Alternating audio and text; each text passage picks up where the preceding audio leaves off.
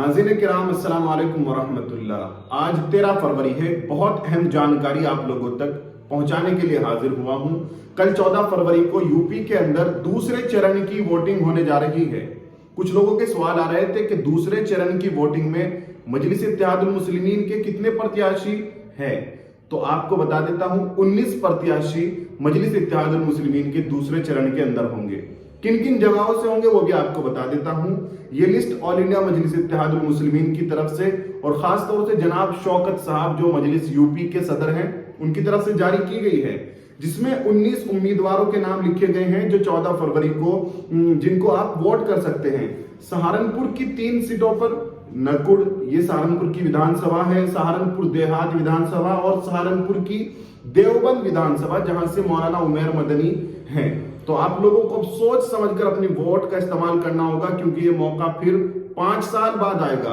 और देवबंद वालों के लिए तो ये बहुत ही अहम हो जाता है कि वो अपनी आवाज को मजबूत करने के लिए मजलिस इत्तेहादुल मुस्लिमीन को वोट जरूर करें।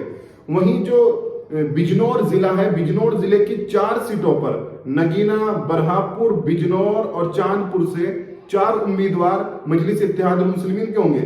बिजनौर की नगीना सीट से ललिता कुमारी, उनको मजलिस इत्तेहादुल मुस्लिमीन ने अपना उम्मीदवार बनाया है, तो उनको वोट कीजिएगा। और बिजनौर के बरहापुर से मोइनुद्दीन साहब को मजलिस इत्तेहादुल मुस्लिमीन ने प्रत्याशी बनाया है, उनको जो है वोट कीजिएगा।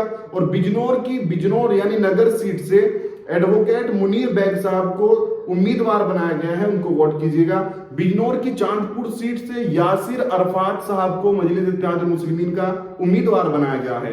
वहीं मुरादाबाद की 5 सीटों पर कल मजलिस इत्तेहादुल मुस्लिमीन के प्रत्याशी होंगे जिन्हें आप वोट कर सकते हैं। संभल की 2 सीटों पर, अमरोहा की 3 सीटों पर और बरेली जिले की 2 सीटों पर मजलिस इत्तेहादुल मुस्लिमीन के प्रत्याशी होंगे। तो कुछ लोगों का सवाल भी आ रहा था, इसलिए भी ये लिस्ट आप लोगों के सामने रखी गई। आप स्क्रीन पर भी इसको देख सकते हैं। इससे पहले जो पहले चरण की वोटिंग यूपी के अंदर हो चुकी है, उसमें भी लोगों ने बहुत सोच समझकर अपने वोट का इस्तेमाल किया है। तकरीबन 58 सीटों पर पहले चरण में वोटिंग हुई थी। बीजेपी को साफ खतरा लाहिक हो चुका है कि उन 58 सीटों में तो उसका पत्ता पूरी तरीके से साफ है। वहीं जो दूसरे चरण की वोटिंग कल होने जा रही है, जनता पूरी तरह से समझ चुकी है कि किस तरह से बीजेपी ने उनके ऊपर 5 साल तक राज किया है और अब किसका राज लाना है, सत्ता बदलनी है।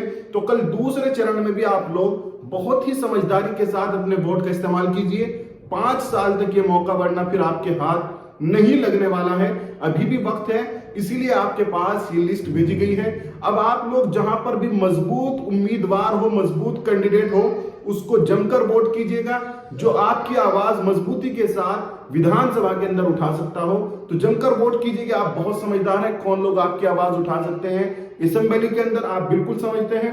इस वीडियो को ज्यादा से ज्यादा शेयर कीजिए ताकि सभी लोगों के पास ये जानकारी